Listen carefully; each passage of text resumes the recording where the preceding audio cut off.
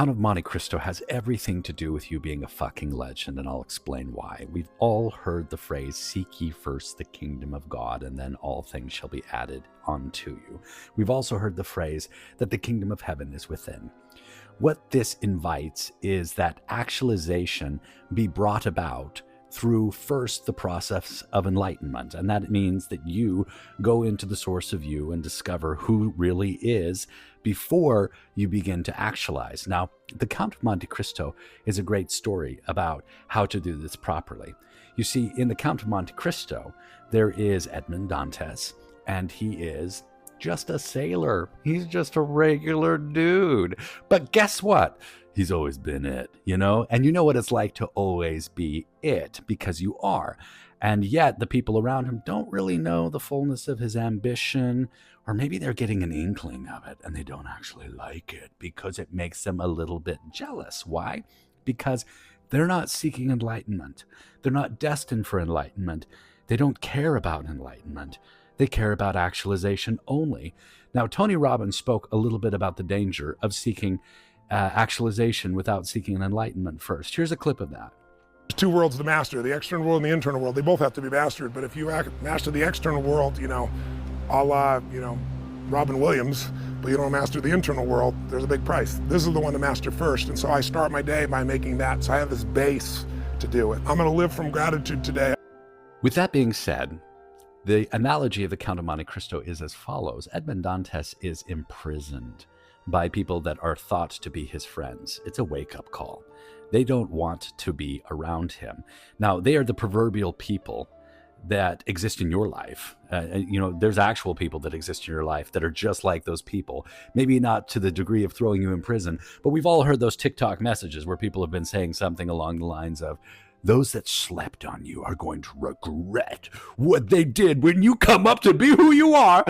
And yeah, that's kind of true, but there's a little bit of a gracefulness that ought to be extended. And I'll explain why at the end of this. So the Count of Monte Cristo, Edmond Dantes, he becomes somebody that nobody can match because he went and became enlightened within by going into the imprisonment where it was just him and God.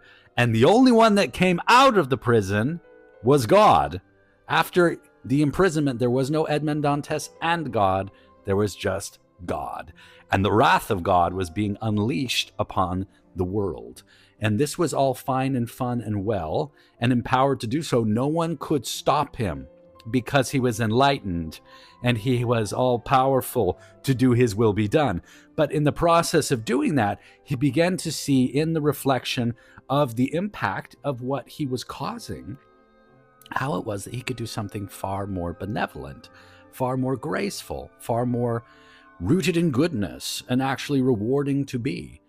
And so while he went through the process, and this is really clear if you follow the story of the book, while he went through the process and he saw what it was to exact revenge, you know, those that slept on him did get to find out what a fucking mistake they made. But here's the thing.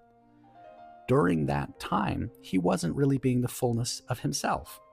And during that time that you or I have gone through chapters of wellness and development, knowing ourselves to a further degree than we knew ourselves at that time, we were certainly surrounded by reflections who were mirroring unto us that same level of, I don't really know me, and you don't really know you. But they did so with a kindness, even if it seems sharp and unkind, to catalyze you into the being of who you really are. And so that's why there's only grace and goodness and gratitude for those people. They weren't meant to see the full you, but they were meant to help you become the full you by choosing to see what you are not, by focusing on what you don't want to be so that you would focus on what you do want to be and become it. So here is the bottom line, though. You do actualize. And that happens after you do become enlightened. So enlightenment and into actualization. And into actualization, don't expect the people that were mirrors of you not being the fullness of you to be included in the after party of your actualization now done and you're now living enthroned as God of your reality, actually, consciously directing everything the way you'd like it to be.